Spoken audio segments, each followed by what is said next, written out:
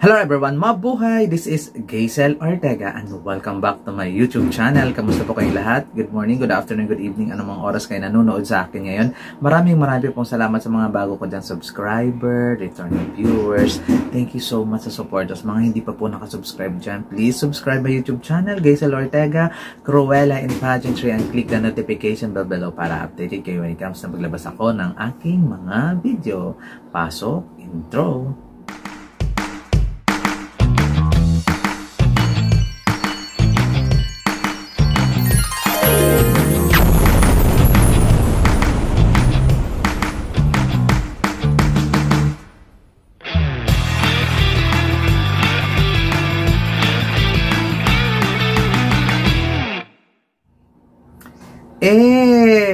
At dami natin ngayong pa-update, pa-chika at kung ano-ano pang mga nangyayari ngayon sa mundo ng pageantry before.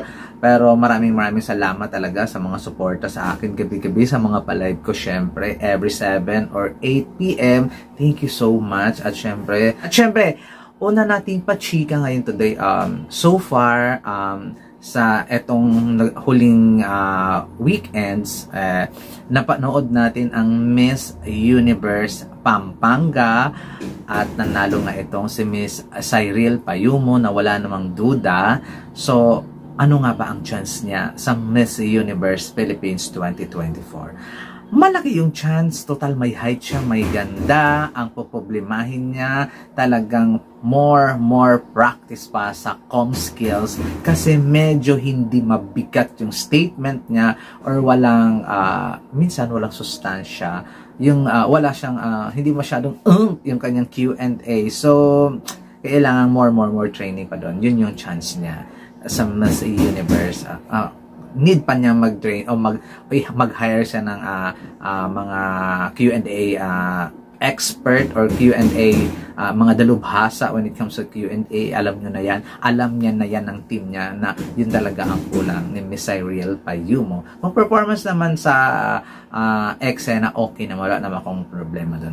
Next nating napanood nung Saturday ay ang Miss Universe Batangas. I don't know her name, nakalimutan ko. Pero nandito siya. To be honest, parang sa Miss Universe Batangas, parang mairaos lang. Kaya siya nanalo. Hindi siya yung favorite kasi maganda lang yung sagot. Or, I don't know, parang wala ako nakikitang something special sa kanya papuntang Miss Universe Philippines. Hindi ko siya nakikitaan ng ganong appeal or hindi ko siya nakikitaan na manalo siya sa Miss Universe Philippines. Pero syempre hindi naman natin pwedeng i-underestimate kasi hindi naman natin alam, balay mo mag-practice pa siya ganito kasi okay naman yung mga eksena, yung pasarela niya, okay naman yung Q&A niya. Yun nga lang talaga sa mga naglalakasang candidate niya sa Miss Universe Philippines, mukhang wala siyang panama or kaya train hard, more. Siya yata ang may pinakabonggang training na gagawin para iba naman i-showcase niya sa Miss Universe Philippines 2024. Pasensya na kayo, maingay. Nagpupok po ang aking papa kasi gumagawa siya ng temporary kitchen kasi wala kaming lutuan. Alam nyo na, binahanan. Next, kagabi, napanood natin ang Miss Universe Philippines Naik at nakita natin si Mary Rose ba? Yes, grabe, ang galing, ang ganda, lalo na ang kanyang communication skills, mechanical engineer. Bongga ang kanyang eksena talaga doon. When it comes sa pasarela, okay naman, malakas ang dating. Sa gown, sakto lang din. Pero kailangan niyang magpapayat ng bonggang-bongga para maging fit talaga siya para lumaban sa Miss Universe Philippines 2024. So, sa tatlong nanalo itong weekends, mukhang napipisil ko na may laban at may dating ay itong si Miss Universe Naik from Cavite. Siya ang malakas at eksena. Konting papayat lang to, panalo na ito sa eksena. Kumbaga, hindi naman panalo, kumbaga lalaban ito ng Bardagulan from Iloilo at kung saan pang accredited partner ng Miss Universe Philippines 2024. For me, dito, sa weekend na ito talaga, si Miss Universe Philippines, ang nabobonggahan ako. So, there you go.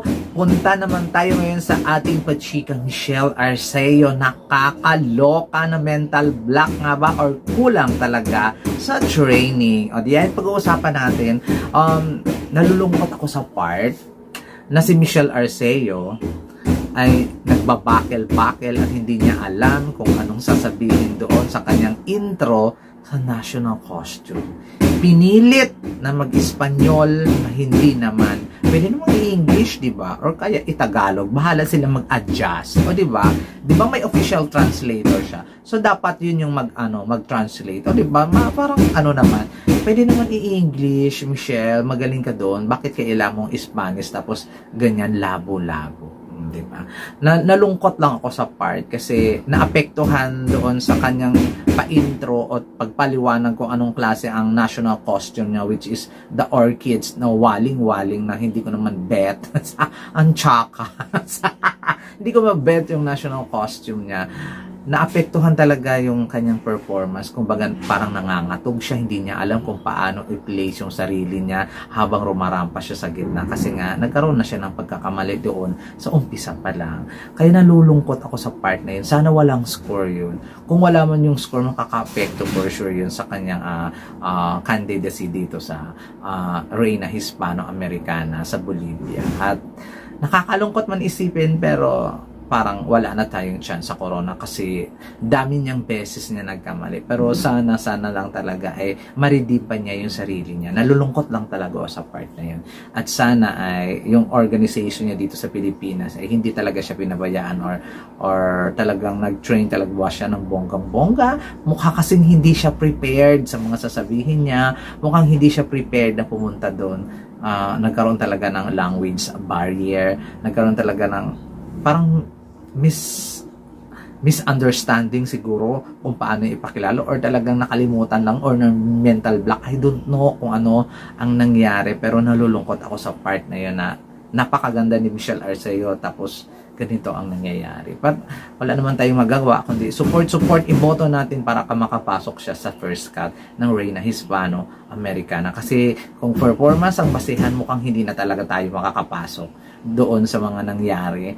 So, malaking chance na bumoto tayo ng bonggang-bongga, suportahan natin doon.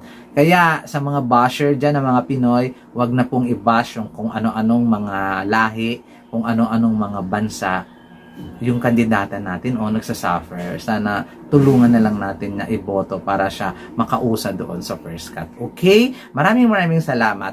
Then, dito naman tayo. Ano kaya ang pasabog ng Miss Universe Organization? So far na nagbablog ako, wala pa silang pasabog, pero ngayon daw din na. Ang naiisip ko, bagong president ng Miss Universe. Di ba si Paulo Sugar nag-resign? So, iniisip ko bagong president, hindi bagong owner. Ayun lang yung pakiramdam ko. Bagong presidente ng Miss Universe Organization. So, kung ano man ang pakulo ni Kun-an, at kung ano man yung mga sinasabi ninyo na, hoy, sana palitan ni si Kun-an, kinembolar. Kung ano man yung panalangin na sana, hahalakhak talaga ako ng bonggang-bongga. Buti nga, gano'n. Pero mukhang hindi. Nararamdaman kong hindi. Mukhang mag-appoint talaga. Mukhang i-reveal lang nila yung bagong presidente ng Miss Universe Organization. Palagay nyo ba? Diba? So, there you go guys. Maraming salamat at thank you so much sa pagsubaybay ninyo sa akin lagi. And abangan uli ninyo ako later at 8 p.m. or 7 p.m. Abangan na lang ninyo. Depende yun sa aking pa-eksena dito sa bahay. So, abangan ninyo ang aking pa-live. Maraming salamat po. This has been Gaysel Ortega. Hanggang sa muli po.